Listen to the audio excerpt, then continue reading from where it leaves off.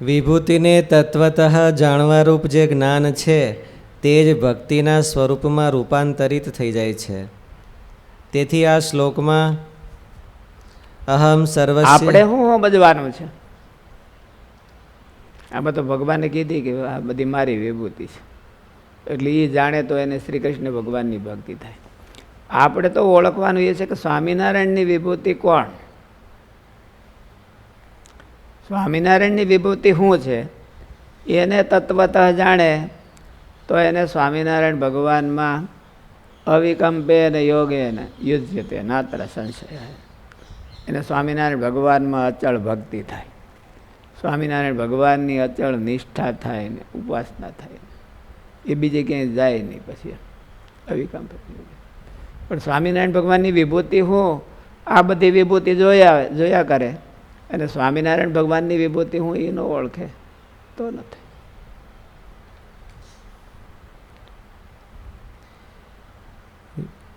તેથી આ શ્લોકમાં અહમ સર્વસ્ય પ્રભવઃ અને મત્તઃ સર્વમ પ્રભવતી ઇતિ મત્વા એમ માનીને મારું ભજન કરવાનું છે એમ કહ્યું છે. જેવી રીતે જાણવું દ્રઢ હોય છે એવી જ રીતે માનવું પણ દ્રઢ હોય છે. અર્થાત ભગવાનને વિશે દ્રઢ માન્યતા છે તે તત્વજ્ઞાનની માફક જ ફળ આપે છે. તેમાં જરૂર નિસંશયપણું અને નિશંકપણું થવાની હોય છે.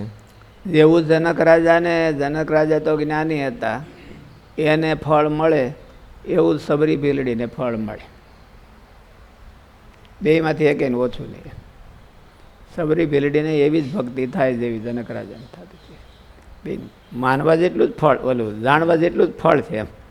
ઓલા તત્વતઃ જાણે એને આખી જિંદગી વહી જાય, અને ઓલો તત્વતઃ માને એને આખી જિંદગી ત્યાં એક ઘડીકમાં માનવાનું. માન્યતા થોડીક વારમાં જ બદલાવી શકાય છે, અને જ્ઞાન છે એ કંઈ એક દીમાં થાય નહીં, એ તો આખી જિંદગી વહી જાય તો થાય.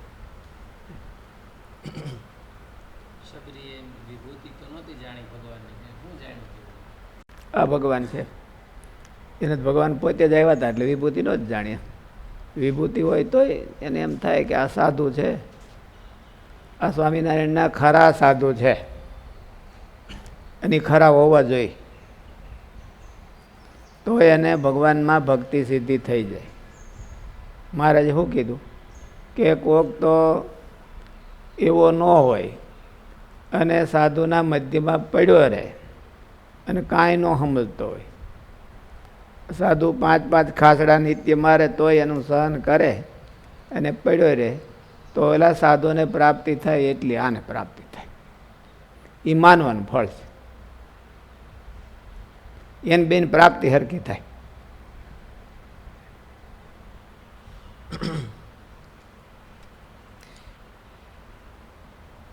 અર્થાત ભગવાનને વિશે દ્રઢ માન્યતા છે તે તત્વજ્ઞાનની ક્યારે પડ્યો રહી શકે? મનાણું હોય તો એને એમ થાય કે ના ભગવાનના ખરા સાધુ છે અને આની ભેળી રહેવાથી આપણું કલ્યાણ થાય, એવું એને મનાણું હોય તો કલ્યાણ ઓલું રહી શકે ને, નહીં તો ક્યાંથી કરે? અહીં કરતાં તો બીજા ઘણા ઠેકાણા છે, એમ ઠેકાણા ગોઠવી રાખ્યા હોય એ ક્યાંથી રહી શકે? એ ન રહી શકે. ઘણા ઠેકાણા જેને હોય એ ન રહી શકે. સારા ઠેકાણા હોય એ બધા સિલેક્ટ કરી રાખ્યા હોય પહેરેથી. અને મુમુક્ષુનો આમ કે ફરજ છે કે તપાસ કરી રાખવાનો જેટલા કેટલા સારા ઠેકાણા છે.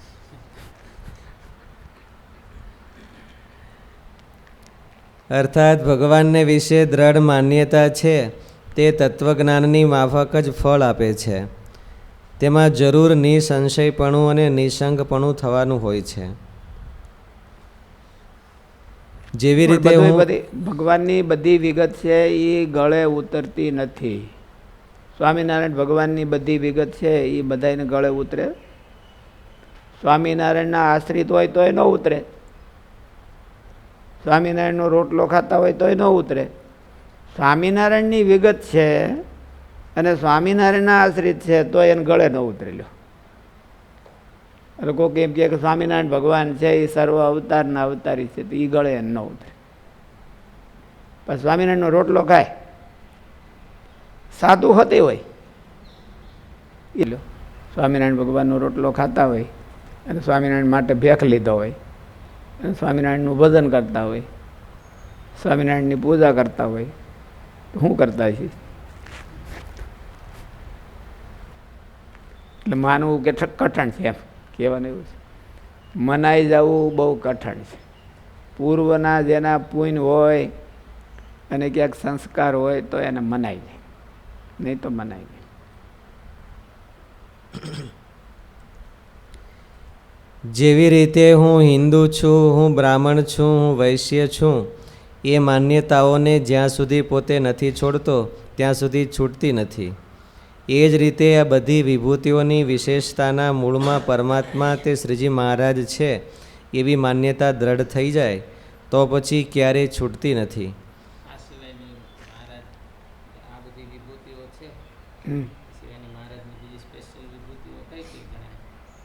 મહારાજની મહારાજે વ્યાખ્યા નો આપે, આમાં વ્યાખ્યા નો આવે. તત અતિશયાધાનાર્થમ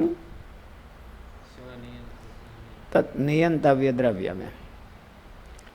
ભગવાનના કાલે આપણે એ ચર્ચા થઈ હતી ને, અર્જુન છે એ ભગવાને એવું કેમ શા માટે કીધું કે પાંડવાનામ ધનંજય, એ ધનંજય છે એ મારી વિભૂતિ છે, એવું શા માટે કીધું?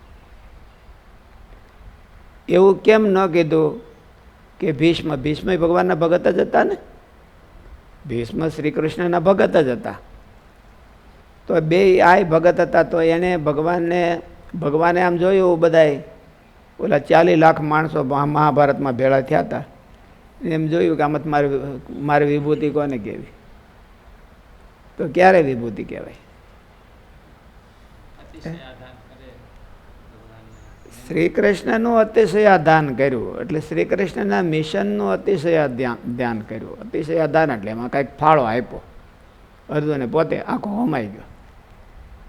અર્જુન આખો હોમાઈ ગયો. એ શું કરવા હોમાઈ ગયો? શ્રી કૃષ્ણનું મિશન પાર પાડવા માટે. એવા ભીષ્મ હોમાણા,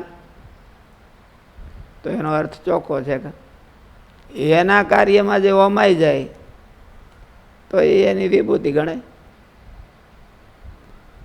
અને પોતાનો પેલો નોખો રાખે ચોકો. શ્રી કૃષ્ણની ભક્તિ કરતા કરતા ભીષ્મનો ચોકો નોખો હતો. લો, ભક્તિ તો શ્રી કૃષ્ણની કરતા હતા, તો એ ચોકો નોખો. જો પોતાના ચોકામાં આવે તો કૃષ્ણ નહીં ઘરવા ન દે, અભડાય. ચોકામાં તો જાય તો અભડાય ને. એટલે પોતાનો ચોકો નોખો રાખ્યો તો એને શ્રી કૃષ્ણની એમાં શ્રી કૃષ્ણની ઘરવા ન દે. એટલે એમાં આપણે સાધુ થઈને ચોકો નોખો ન રાખીએ, સ્વામિનારાયણ ન ઘરવા દે. આ ચોકામાં તમે આવો તો ઠીક નહીં, બહાર બેહો એટલે ચોકામાંથી અમે તમને પીરસી દેવું, એટલે જમીન વ્યા જાવ બરોબર. એને તો ભક્તિ કહેવાય ને. એને નકર ભગત ક્યાંથી? એટલે ભગવાનને બેહારે તો ખરા, પણ ચોકા બારા બેહારે અને એને જમાડી દે. હા, સવારે તમારે જ્યારે જમવું હોય ત્યારે આવી જાવ, પણ ચોકામાં ઘેર્યા તો મારે પાસ ધોવો પડશે, એટલે ચોકો અભડાવવાનો. એટલે ભીષ્મ પિતા કયો કે જે કયો કે આપણે કયો, આપણો ચોકો નોખો હોય તો આપણે ભગવાનની વિભૂતિમાં ગણાય નહીં. અર્જુને કાંઈ ચોકો નોખો રાખ્યો નહીં. કૃષ્ણનું મિશન એ મારું મિશન, કૃષ્ણનું મિશન એ મારું મિશન, એટલે એની વિભૂતિ ગણાણું. અને ભીષ્મ પિતા ન ગણાણા. બળરામ તો ભગવાનના અવતાર ગણા હતા, તો એમ કેમ ન કીધું કે યાદવાનામ બલરામો અસ્મિ, યાદવાનામ વાસુદેવો અસ્મિ, એવું કીધું. યાદવ કીધા શું કીધા? વૃષ્ણ નામ વાસુદેવો અસ્મિ. તો વૃષ્ણ નામ બળરામને બે હોતે હતા, અને મોટા હોય તો એને પ્રાયોરિટી આપવી જોઈએ ને. મોટા હોય તો એની પ્રાયોરિટી આપવી જોઈએ ને. રાજ મળે તો કોને આપે પેલા? હા, તો ઋષિ નામ વાસુદેવોસ્મી. તો કે એ હું એ નહીં. એટલે એવું ન બને. સંપ્રદાયમાં 6 અંગ કે છે એ બધાય શું ગણવાનું વિભૂતિ? અંગ ગણવાના. શું આપણે વિભૂતિ ગણવા શું ગણવું? જે ગણવું અંગ ગણવાના. અંગ કહેતા હોય તેને આપણે વિભૂતિ શું કરે ને કેવી?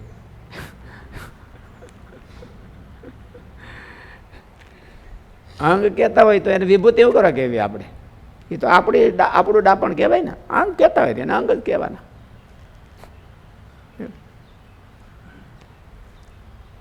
સીધી ડાયરેક્ટ વાત છે કે ભગવાનનું મિશન કરે એ એની વિભૂતિ થાય. મિશન પૂરું કરે એ એની વિભૂતિ થાય.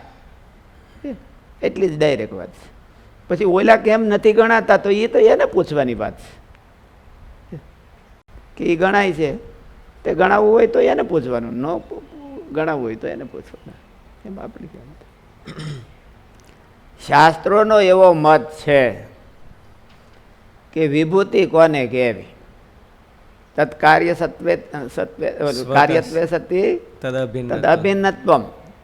એની હારે કે એને એકતા આવવી જોઈએ. અને એકતા કેવી રીતે આવે? એના મિશન. જે કામ ભગવાન કરવા આવ્યા હતા અને જે કામ ભગવાનના આવ્યા વિના નહોતું થતું એ કામ આ હોતે કરે છે.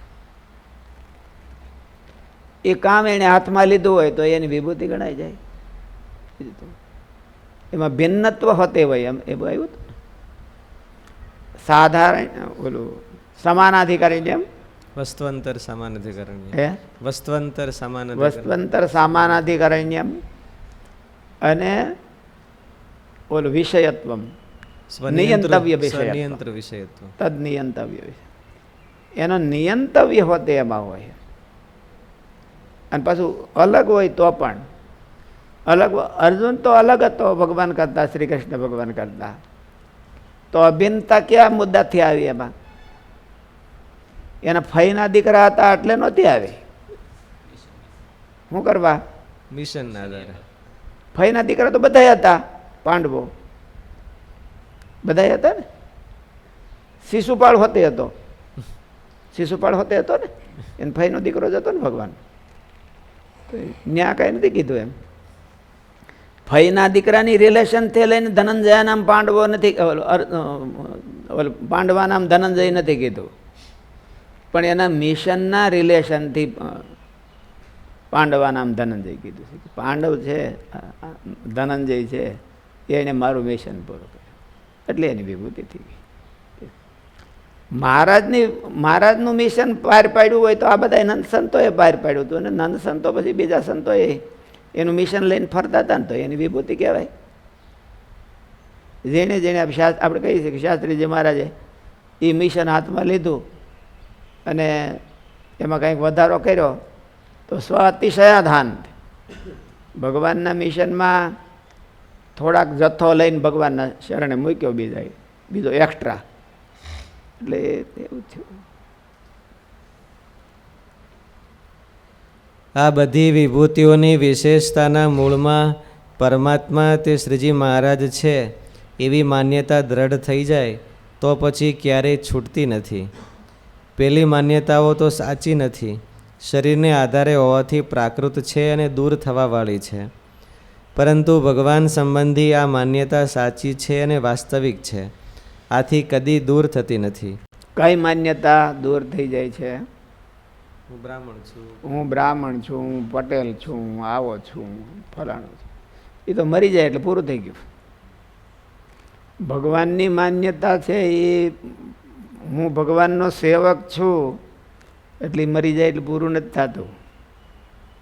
એટલે ભગવાન ગીતામાં કીધું કે સ્વલ્પમ અપ્યસ્ય ધર્મસ્ય ત્રાયતે મહતો ભયાત.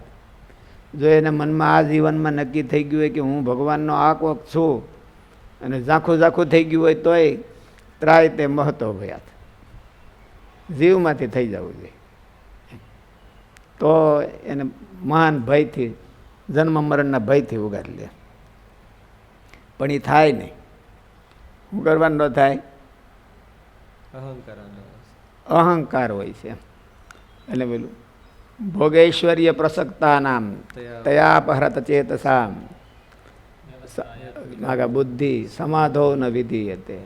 આ લોકમાં એનો જીવ શેરે બાજુ ચોટ્યો હોય એ ભગવાનમાં સારો ઈરાદોય નથી કરી શકતો. હું ભગવાનનો સેવક છું એવું નિધડક થઈને કહીએ નથી શકતો ભગવાનને. બીજાને કહી શકે, બીજાને ખબર ન હોય ને એટલે, પણ બધા મૂર્તિ સામું જોઈને ન કહી શકે કે ભગવાન હું તમારો સેવક છું ને તમારી પાસે આવ્યો છું,